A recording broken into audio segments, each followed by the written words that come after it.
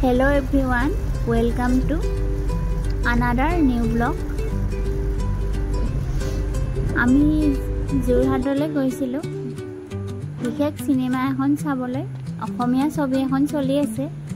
আপোনালোকে যোৰহাটৰ আইনক্সত গমে পাব কি সিনেমা চলি আছে পিছে দৰ্শক একদম কম তথাপিও কিবা এটা ভাল লাগিল আসলতে এই সপ্তাহটোত ফুৰা চকা বিশেষ হোৱা নাছিল সেই কাৰণে হঠাতে প্ল্যান কৰিলো সিনেমাখনে চাই আহো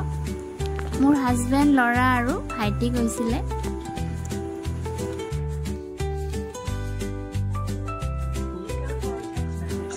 সিনেমাখন এটা সিৰিয়াছ বিষয়বস্তু লৈ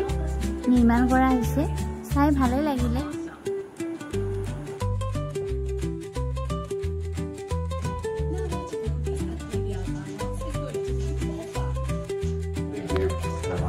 সিনেমাখন শেষ হোৱাৰ পাছত আমি এখন কফি শ্বপত সোমালো যেহেতু দেওবাৰ আছিল দোকান বেছি খোলা নাছিল